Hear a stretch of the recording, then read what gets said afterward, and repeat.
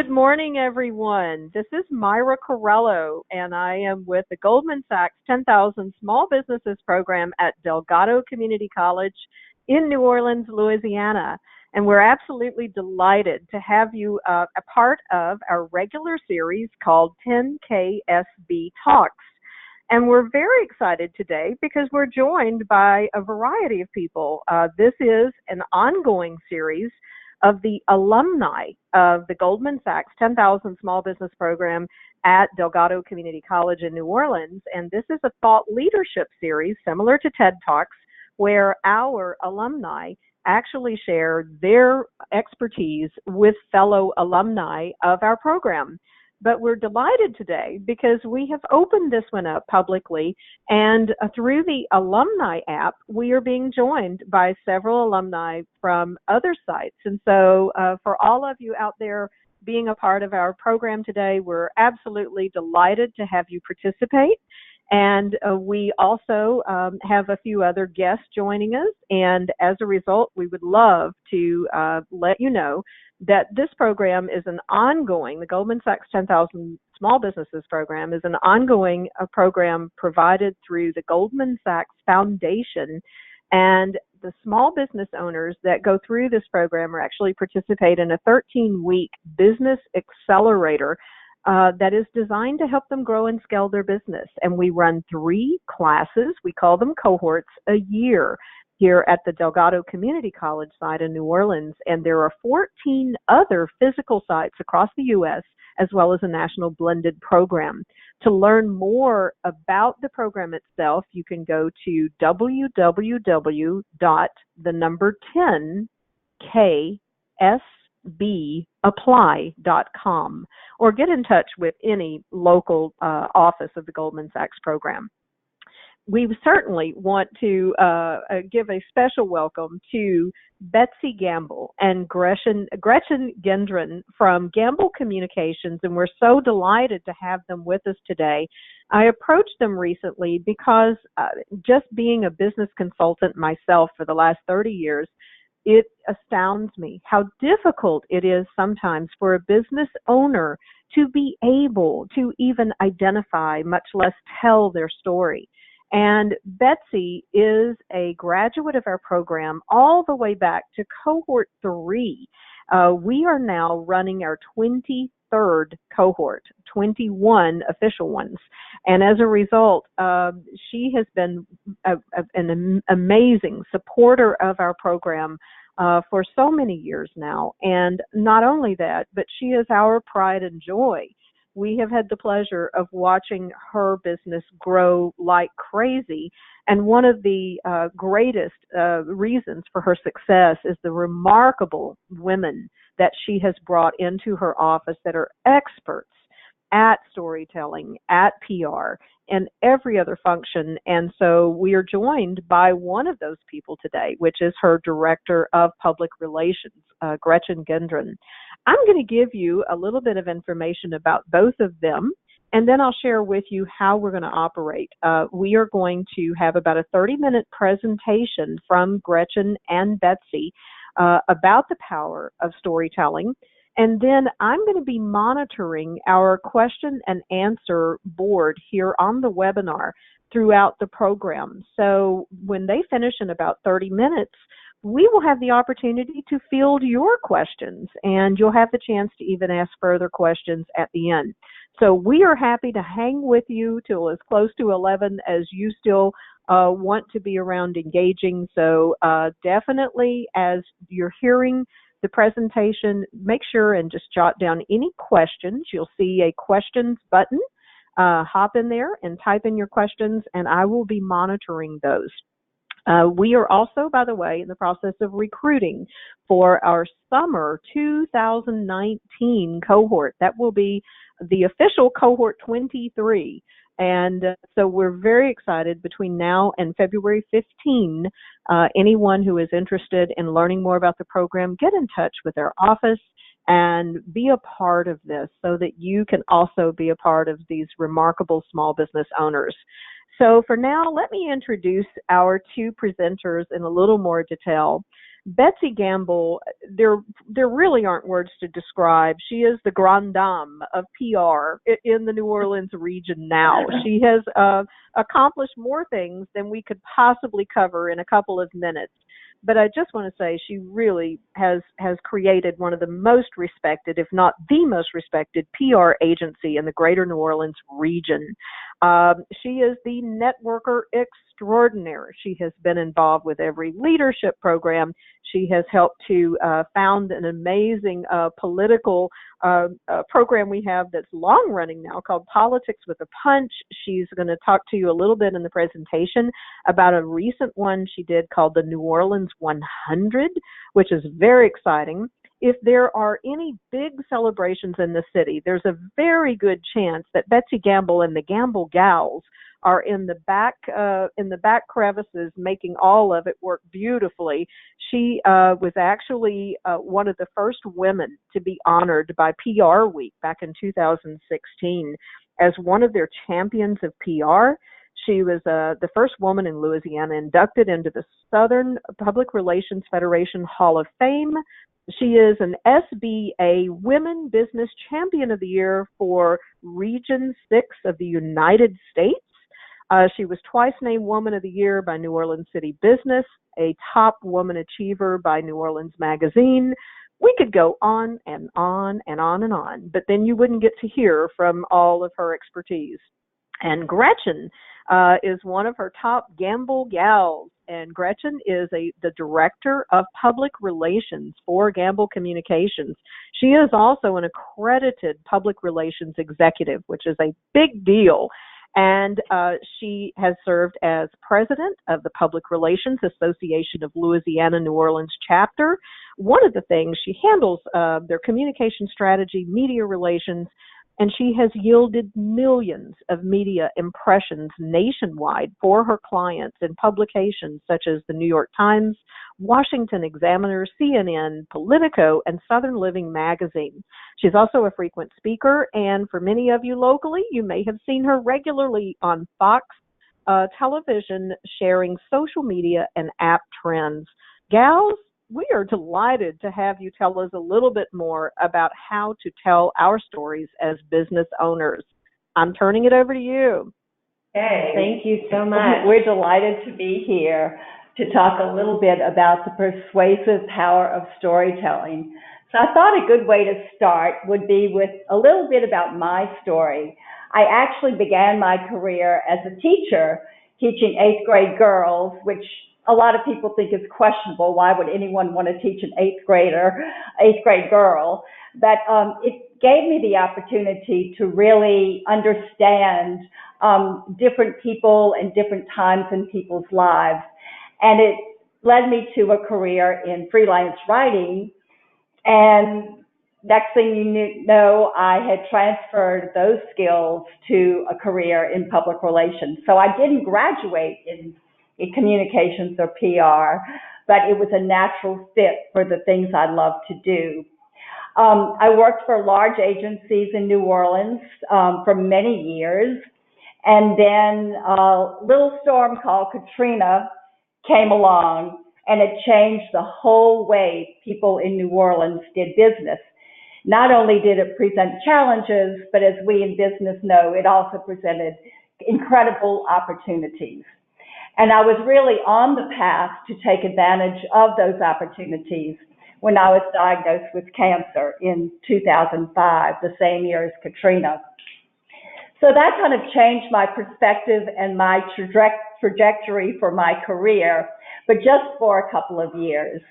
In 2009, I decided post-Katrina, post-cancer, and in the middle of a recession, that I was going to open my PR firm, finally, something I had wanted to do but had never really had the chance. So from that moment on, I moved forward. I was always confident that I could do the PR end of the business, the rainmaking, the media relations, community relations. I'd been doing it for years. What I wasn't so sure about was the management of a firm and the financial implications and responsibilities. That was definitely, and still is, my struggle or my challenge, my weak point. So along comes the Goldman Sachs 10,000 Small Business Program. And I was accepted, as Myra said, into the third cohort. And it truly changed my life. Not only did I understand what questions to ask and things to look for, but I learned to work on the business rather than the day-to-day in the business, as we said. But more importantly, it gave me validation that I was an entrepreneur and I was able to use my skills to create a successful business. We've continued to grow and represent clients all over the country, particularly from Houston to the Florida Panhandle, but as far away as the Northeast and Philadelphia area.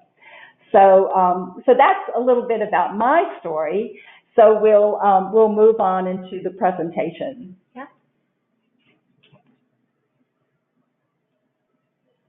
Okay.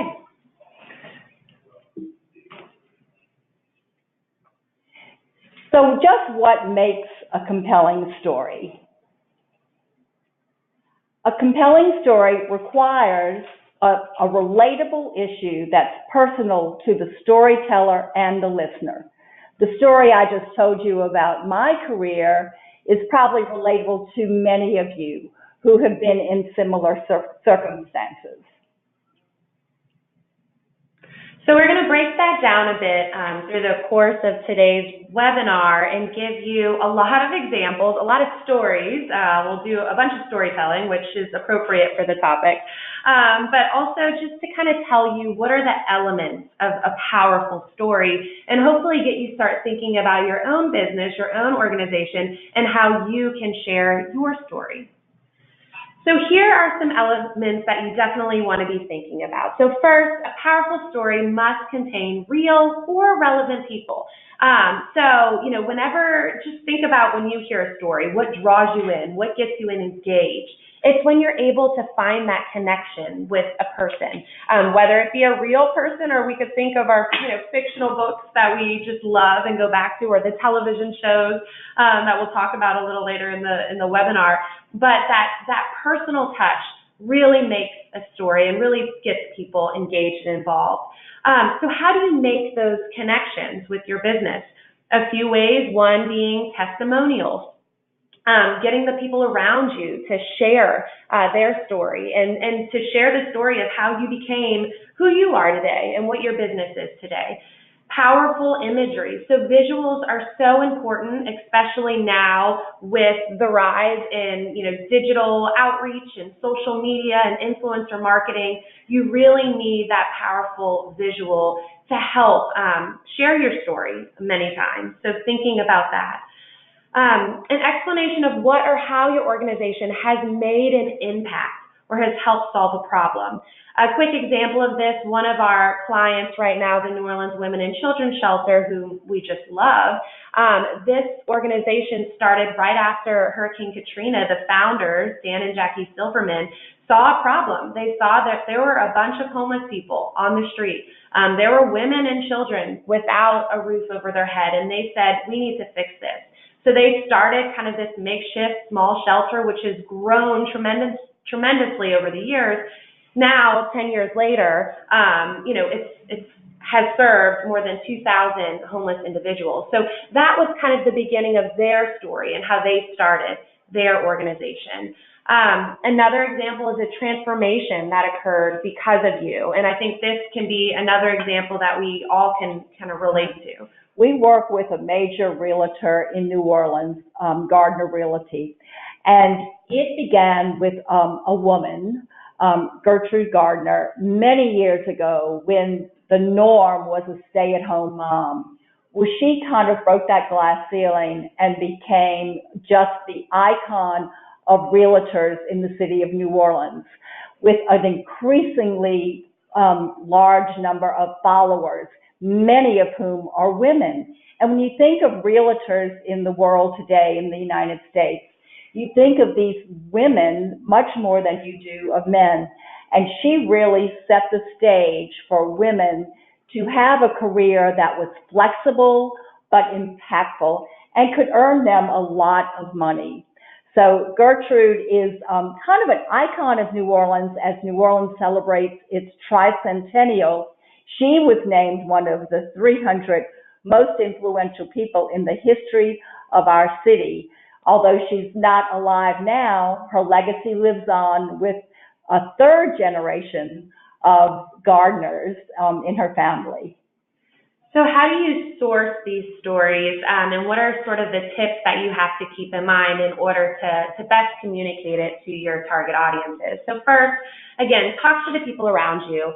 Tell their story. Think about your customers, clients, employees, partners, vendors, board, donors. There are so many people around you really helping make your business a success in whatever capacity that is.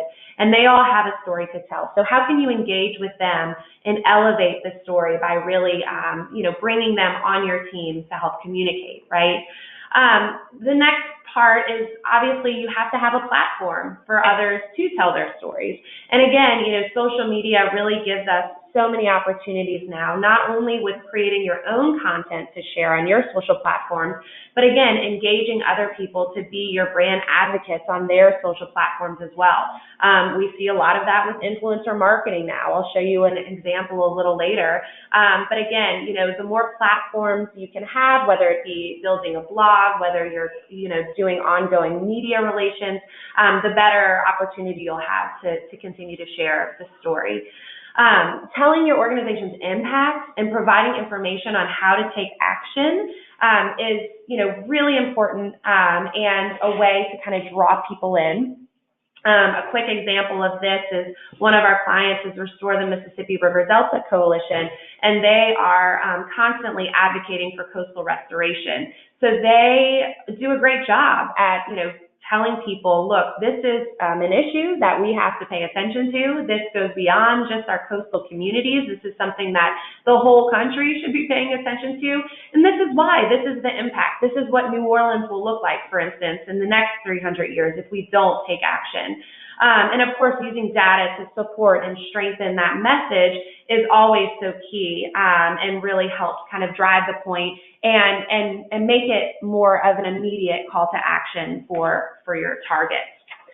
But with any story, there are multiple layers, and we talk about this all the time at our agency and with our clients and what we do as far as public relations goes and just communicating in general, that it's a layered approach, right? You don't want to just have social media or just have media relations or just have, community relations, advertising. Everything should be working in tandem to best communicate. And that's the same thing sort of with storytelling, right? Those emotional connectors, that data, the people, the places, everything kind of layers together to make a beautiful story and to make it engaging. Stories really are the narrative of our history. And just this week, I was privileged to go to a lecture with Eva Sloss, who was the stepsister to Anne Frank. She told an amazing story of her life at a concentration camp, and everyone in the room was just riveted on this story. We all know the story, of course, of the Holocaust and of Anne Frank, but to hear it from an actual survivor was one of the most amazing things that I've ever been through. I don't think there was a dry eye in the house. On to a lighter side, back to Gertrude Gardner and kind of that era of women, that was kind of the beginning of soap operas when TV was in its early stages. Women who were stay-at-home moms used to call them their stories. And what was interesting about them, and we see it now through Netflix and different television series, HBO and so forth, that you keep coming back for more. They are chapters almost of the stories of people's lives. I know I'm watching something on ABC right now called A Million Little Pieces, and I can't wait for the next episode to come out. I remember even paid advertising that dipped its toe a little bit into this storytelling. There was a instant coffee named Taster's Choice, and many years ago, it created a soap opera type of story ad. It showed the first one was a young couple sitting having Taster's Choice coffee over breakfast, and they got in a little bit of an argument. And then the next commercial, the following week or whatever, showed what happened. And it went on and on and on like that. So people were really tuning in to the Taster's Choice commercials because of the story it was telling. So here's some more examples, again, kind of highlighting some of the clients that we've worked with. Catholic Charities of New Orleans, for instance, is one of our ongoing clients. They are a huge organization with lots of programs. They have more than 50. So it can be kind of hard to get people engaged and to tell their story, especially to a community maybe that's not Catholic, right? How do we get people that are all over the Greater New Orleans area kind of buy into what we do and understand our mission? So what we do for them and what we do for a lot of our clients is we create an editorial calendar where we look at the entire year and we say, okay, what are the angles that we can tie into based on that month, based on what's going on locally, regionally, nationally. A quick example for Catholic Charities this past month was National Domestic Violence Awareness Month. One of their programs is called Project Save, and they work with victims of domestic violence. So what we were able to do is sit down with their team, and we identified a couple of women who were comfortable and available to share their story. And those stories were powerful. It really got the message out, not just about our programs and our services and our history, but the lives that we were impacting, because of what we did. And we were able to, get a print feature for that. We were able to go on television, sharing that story, and it really helped us expand our message, all because of the power of storytelling. Dr. Lena Joseph is a beautiful young African-American woman. She's 32 years old, and she tells the story of her young life when she was just learning to talk, how she stuttered. And the stuttering was so harsh and made it so difficult for her to communicate and to have any sense of confidence. At that time, she explained, the African-American community or culture really relied on their families and so forth to help. They were reluctant to seek help from outsiders for something like stuttering.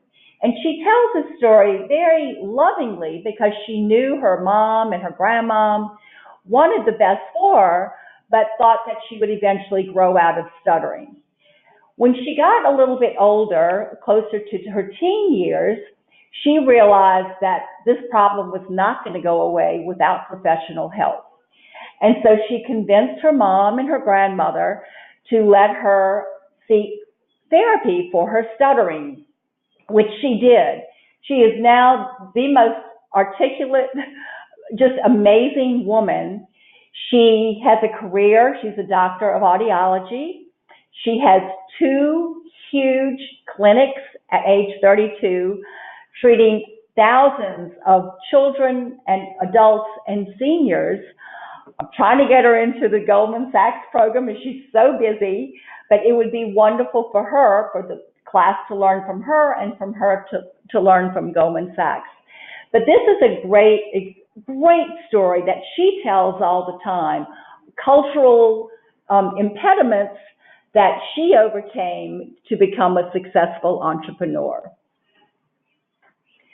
A new term that we've found since social media in particular is called social proof.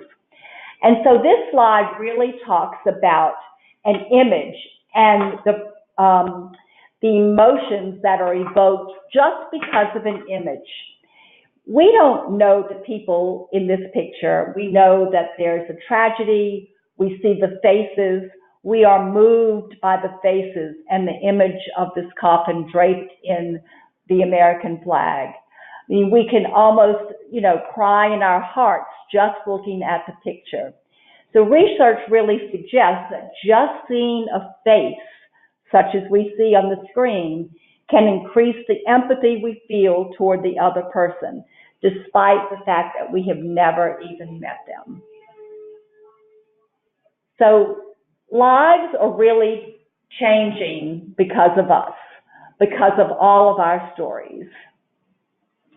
Something that I had the privilege of doing this summer was take a 3-week trip to Africa. And for those of you on the call on the webinar who know me, know that I'm not really comfortable with animals. I'm a little scared of animals. So this was totally out of my comfort zone, going on a safari and being face to face with animals. But I would post pictures throughout the trip, as we all do on social media. The comments and I guess the interest was so surprising to me. Even now, people are saying, tell me more about the trip to Africa, or where's your next trip? I lived through you. I lived vicariously through you and all of your trips. So it was really, I guess, a validation to me that people are listening to stories, getting inspired by stories, and really learning from the different things, like the different cultures and experiences I had in Africa. So when you think about your own story, the story you're going to share about your business, one thing to keep in mind is your opening line is very important. That's what's going to get people, to be drawn in. That's what's going to hopefully keep them engaged. We just saw, Betsie talked about her story in Africa, and she wrote about it for the New Orleans 100, which we're going to talk about a little later. But that first line, her trip in Africa was a trip of a lifetime, right? So, think about what's the most compelling thing to get people engaged. Now you can do a lot of A/B testing for emails, for social media ads, and you can actually see which, header lines work. So some of it is testing and trying it out. But the more that you can kind of draw them in the beginning, and then you can keep their attention throughout, is the more successful you're going to be. And then a couple of sort of common themes with every good story. You have to be real and honest when you're sharing, your story of success, right? Being authentic, because people can see through the fluff. Be specific enough to be believable, but universal enough to be widely understood. And again, we use this all the time for clients when we're finding those sort of national tie-ins, or we're finding those impactful moments that, can help draw people in and get them really engaged. So kind of moving forward, what we're going to do now is we're going to go over some story structures that is a little fun way to kind of give examples of great stories, and then hopefully help you find areas that you can relate to. And as we go through these 7 different types of plots, if you will, we want you to really think how your company can take advantage or tell the story in this variety of ways.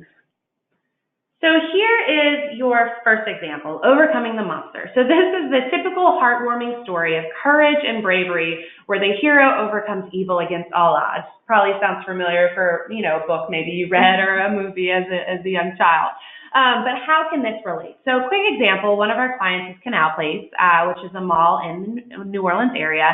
And I think we can all understand a big monster that every retailer has to deal with now is the fact that online shopping is very easy. People like to buy things from the comfort of their own homes, in bed, in their pajamas at night. So how do we overcome that monster? How do we get people to come into Canal Place and engage with us? So what we started doing with them is creating experiences. Why should people come to our mall? How can we keep them interested and engaged?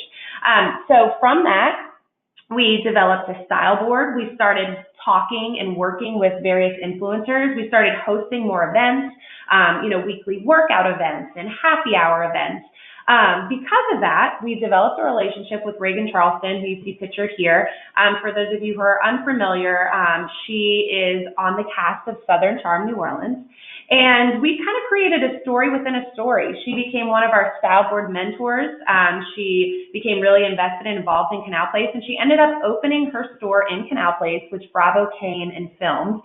And I think there was some, drama maybe around that episode, because that is also what kind of comes with stories. But again, I think that's a great example of, Canal Place saw, okay, this is something we have to overcome. Let's create more experiences. And from that, we continue to develop even more stories, kind of a story within a story. So the next one is Rag to Riches. This tale tells of the hero, whether it's you or someone you know, who goes triumphantly from a very difficult circumstance in life to great success and wealth. One of our clients is a young healthcare entrepreneur. He is a first-generation United States citizen. He grew up in New Orleans, and in a time where the public schools in New Orleans had many challenges. He went to public school. He lived in an Indian family that really stressed education. They were very modest family. Most of them were just, as I said, first generation United States citizens, had lots of challenges with discrimination and so forth growing up. But he persevered and was intent on getting the best education possible. He ended up graduating valedictorian from a public high school here in New Orleans, finished college in 3 years, went on to continue his love for education. He taught, entered medical school, tutored throughout medical school, still loved this field of education and really understanding that education was so important. He became extremely successful in the healthcare field and wanted to give back. That was another one of the premises or values that his parents had taught to him. And so just a couple of weeks ago, he donated $3 million to the top private high school in New Orleans, where he and his wife's 4 children go to school. The school is Isidore Newman School. He donated money to fund the Science Center, science being aligned with his love of education and, of course, his healthcare career. But this is such a great example of someone who was from very modest beginnings and then ended up giving the largest gift that this private high school had ever received. So voyage and return. For those of you on the call who are from New Orleans, you know that the city suffered a great loss of population after Hurricane Katrina. It really changed our lives.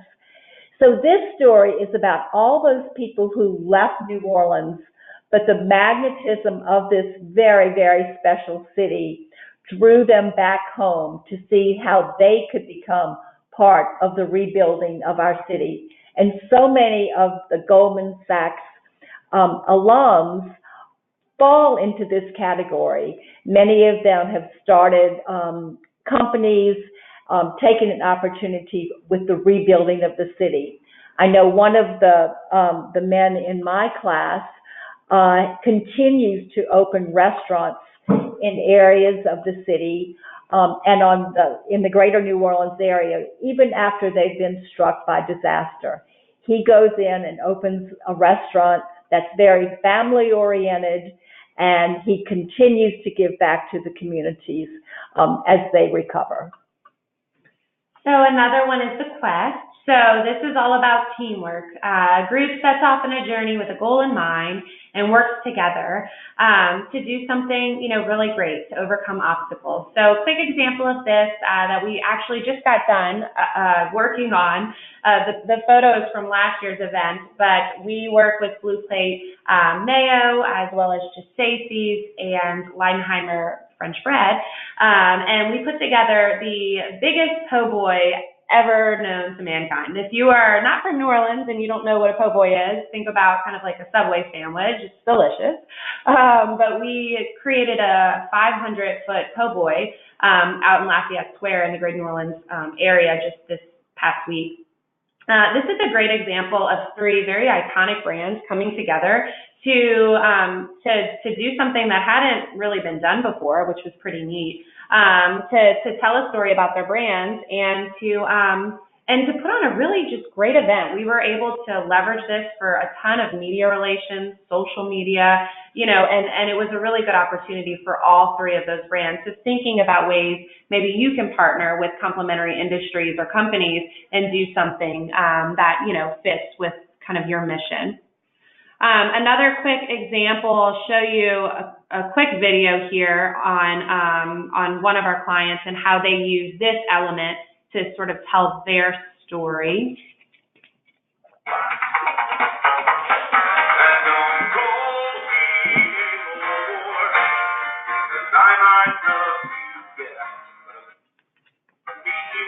That's Fred LeBlanc from the band Cowboy Mouth playing for a unique audience tonight. He was at the Townsend Treatment Center in New Orleans East for their Enjoy Life Again program, teaching the patients about music and addiction recovery. And so what this is all about, so Townsend Treatment Center, they treat people with addiction, and they created this whole series called Enjoy Life Again, where they bring in musicians and even, comedians who have also had their own stories of addiction to perform for the patients, and then to talk and to kind of sit in a round circle and share their experiences. So I think this is a good example of, again, kind of transitioning from a state of confusion to one of enlightenment, telling kind of people's stories and of overcoming those issues.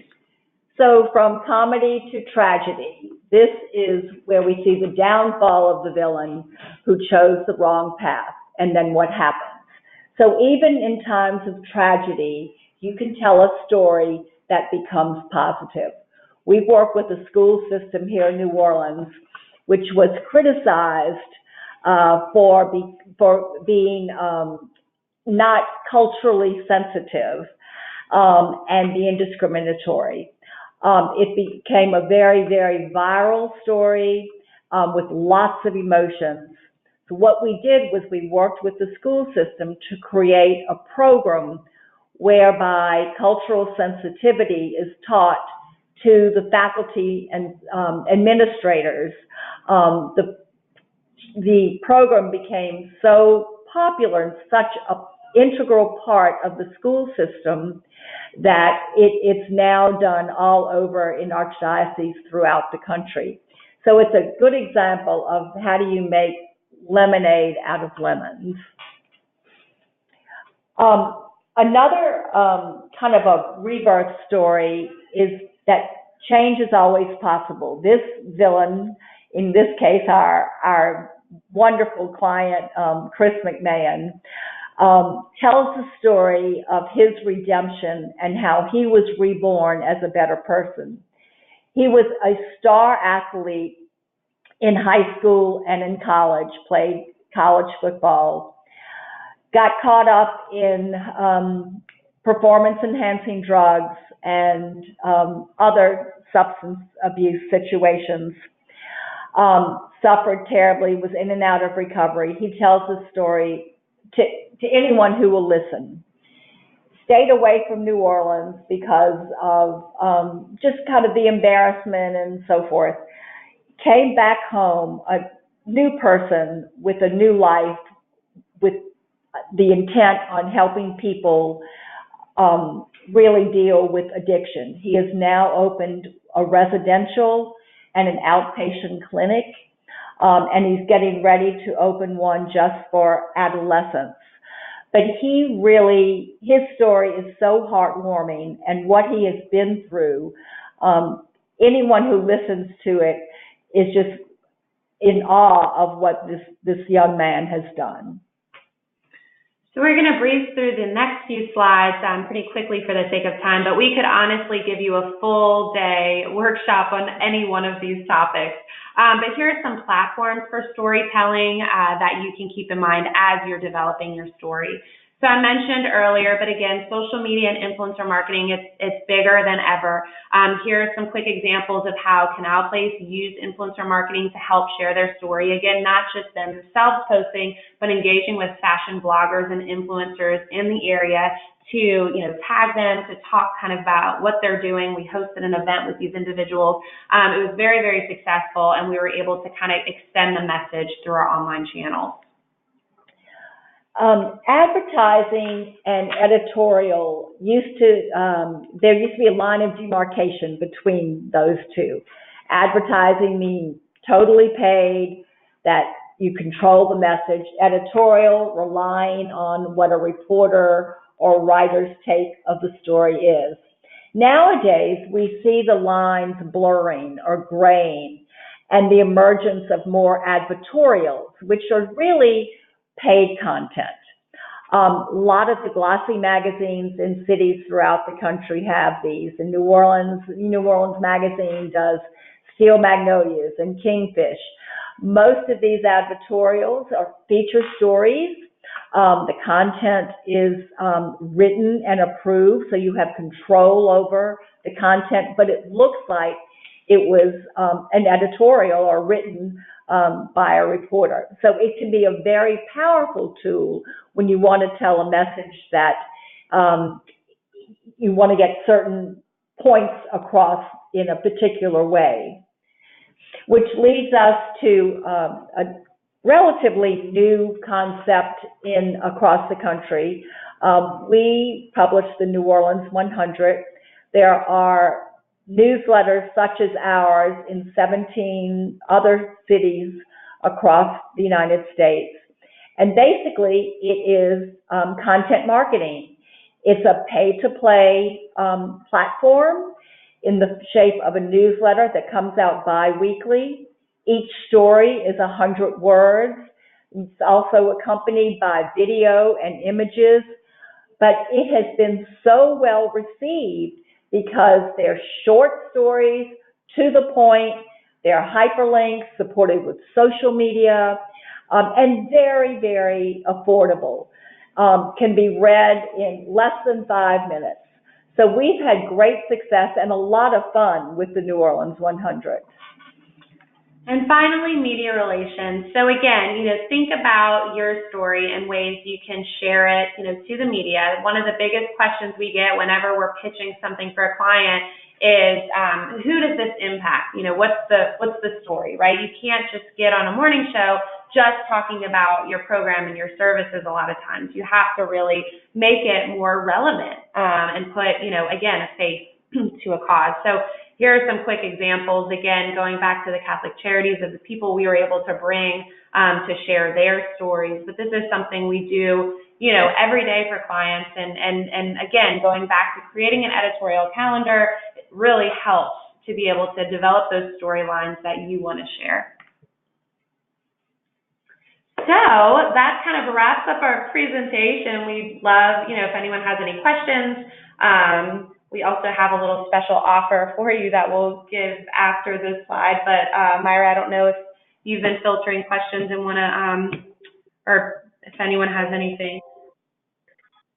Actually, we would love it at this point if those of you that have some questions, please feel free to share some. One of the things that I'll ask that I see is just really critical, you've given us so many great examples, and I've got a feeling there's a lot of business owners that just say, okay, where do I start? And one of the things I've seen from so many of our Goldman Sachs alumni and consulting clients, small business owners forever, is that sometimes trying to pull out your own story is just a real challenge. It's almost as though an outsider can truly see things about you that are interesting, that are unique, that are compelling, that you have trouble seeing in yourself. So even if you're not necessarily using a PR firm, what do you all recommend as exercises, as ways to kind of pull this out and think about it? I think sometimes these stories evolve kind of in a natural or organic way. You might be talking to someone and they say, oh, well, I didn't know that about you, or, you should tell your story more often. It's so interesting, or, you overcame that in such a graceful way. You should use that. So I think it's really about listening and responding to what people say and are interested in you. What perks people up when they're talking to you? I know David Villarubio, who is on the call, owns Degas House, and his face just lights up when he talks about the history of Degas in New Orleans. And so, it's just listening and being aware of what intrigues other people. Mm-hmm.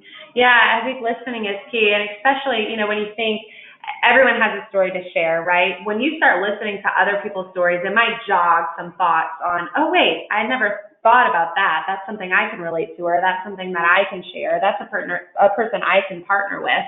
And then again, whether you have a PR firm or whether you just work internally, I always think it's helpful to get around on a table, at a table, to brainstorm, to just talk it out. That kind of comes with sort of the editorial calendar we do, but any sort of strategic plan or thoughts, bringing it back to kind of your company and what you do, that planning process, I think, is really key, because you're able to pull out those really great ideas and develop them as you go along. But it's a great question. We experience almost on a weekly basis talking to a client, trying to really drill down, and they'll say something like, oh, by the way, this is our 25th anniversary, and we go, all right, let's do something with that. Right. If you're doing something that is relevant to what's going on in the country or what's going on in your city, how can you leverage that to tell the story about your company? Mm-hmm. So. Yeah, and I think that a lot of times we have one comment that says, really interesting presentation, difficult to execute. In other words, real challenge with, how do you find the time, the expertise, the resources, prioritization, how do you begin this? Because obviously, I think you probably have created some real interest and they see some connections with what they could do. But, what are some of the best practices that you see in really trying to execute this kind of storytelling? So I hope everyone listening has some sort of marketing plan in their business plan. I mean, certainly through Goldman Sachs, we know the importance of marketing yourself. No one's going to know about your business unless you market yourself. So whether you're doing this internally or externally, there should be in your business plan a system for marketing. PR should be part of that plan. So whether it's sitting down with whoever's handling your communications internally or consulting with a PR firm can just give you such an advantage rather than just sitting on your stories and not telling anyone about it. So I think it's critical that you include in your long range and short range plans some marketing component and rely on the people on your team, or if you don't have the right person, to look to outside help.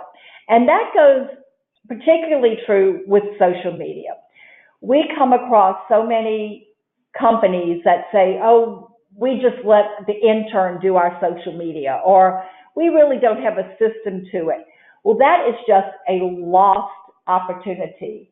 Gretchen, you want to add to that? Yeah, I mean, we tell people all the time, social media, it's about being social. I mean, it's the biggest platform for storytelling and for engagement. So you definitely want to go about it with a strategic approach. A lot of people we'll talk to, they just kind of post willy-nilly whenever they remember to post, and there's no plan behind it. So, I think having, again, like Betsie said, a communications plan, but tiering that out, which elements and what platforms are we going to use.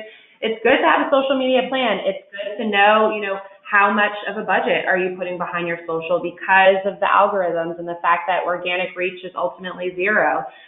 It's good to, again, have compelling visuals. Video is king now. So it's good to have, someone internally or whether you outsource someone help you develop that content. So, I mean, again, I think time is money. So for everyone in different situations, it's for you to decide whether it makes the most sense to have someone internally or to hire someone. But it's definitely important to to have a plan in place and then to have the people who can then implement and prioritize a lot of times, right? Because we can't always do it all, but what's the most effective way about going about it, and what story do I want to share? And there's so many ways you can tell your story, whether it's through a blog, through a newsletter, through the media, if you want to get a little bit more sophisticated. I mean, social media, Instagram, special events. I mean, we are very blessed in this day and age with a multitude of platforms on which to tell your story. Yeah, and I think that goes to the point of who's your target audience, who are you really trying to reach, and there's some, you have to do a little bit of research, because if you want to prioritize, you need to figure out what platform makes the most sense for your audience in sharing your story. Wonderful. And in fact, you all are answering a lot of the questions that are coming up. Elena has raised some good questions, which is what percentage, and I'm assuming she means time or money, should be assigned to marketing, PR, and also she's trying to write articles every week for her website. Is that good enough, or should she go outside?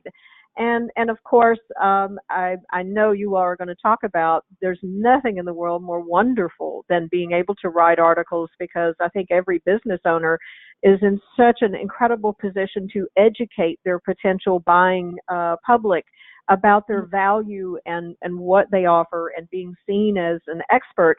But it sometimes business owners don't necessarily have the expertise to then use the social platforms to draw people to those articles and to get that complete search engine optimization. So I'm sure you guys can talk a little bit about that. Well, I think once a week is appropriate for articles. I think that's probably, a good number for her. Yeah, and to that point too, what's the most important is consistency. So just know what you can do. If it's once a day, great. If it's once a week, great. If it's once a month, great. But just stick to that sort of calendar so people know when to expect new content from you. Yeah. So we have a Gambel newsletter that goes out once a month. And rather than have one person write all the articles each month, we rotate it around the office, so each person gets a chance. So they maybe write, throughout the year just one time. So that has worked out well for us, kind of sharing the responsibility of blogging or articles or whatever. And of course, the New Orleans 100 has been amazing for us, because so many of our clients can tell their stories through that platform, and people who just want to be in the New Orleans, not necessarily our clients, just other people as well. Yeah, and to your point too of who to write it. Again, I think it depends on the content, and it is helpful to have an outside source or someone else in the company to kind of look at it. For instance, we work with one local client, and they have a lot of scientists. So a lot of the stuff that they write, it's not going to resonate with, the general population that's receiving their e-blast. So we need to look at their content and help guide them in a more, relatable way to kind of write their content. So again, I think that's important to keep in mind. And then to your question about marketing budget, I think it really just depends. It depends on the size of your business. It depends on that's where kind of the planning comes in place and looking at your overall budget. That is absolutely wonderful. And you guys have just been such a tremendous source of information and resources. And if you do have some additional resources or ideas or opportunities where they can connect with you, we would love to have that. Yes, of course. Yeah, so we put on the screen a little information about the New Orleans 100. And for those who are not in the New Orleans area, check out your 100 in the cities. Like we said, they're from Atlanta, Houston, Boston, Tampa. But check out the 100, because it's just a really neat way to get the word out at a very affordable price. And of course, Gretchen and I are always available by phone or by email if you want to just touch base with us and follow up after the webinar in the next few weeks. We're happy to to talk with you. Yeah, thank you all so much for your time. Well, gals, we cannot thank you enough. This has been absolutely wonderful, and we have probably created more questions than answers, but that's a good thing. We're stimulating people into thinking about what they can do with their story and all the ways they can put it out there. You know, in this day and time, we are all looking for sources of hope and inspiration and ways to identify with the challenges and triumphs that others are having. And this is truly, to me, the most powerful thing that any small business owner can do. I'm just so delighted that you all were able to bring this to us today, and we appreciate it. And for those of you who have stayed with us, we have wonderful attendance, and we hope this has been very beneficial to you. And stay tuned for announcements for further 10KSB talks from the Goldman Sachs Small Businesses program at Delgado Community College. We are delighted to offer this, and we're delighted to have guests as well as our own alumni present. Thank you so much, and I hope everyone has a wonderful and productive day. Thanks.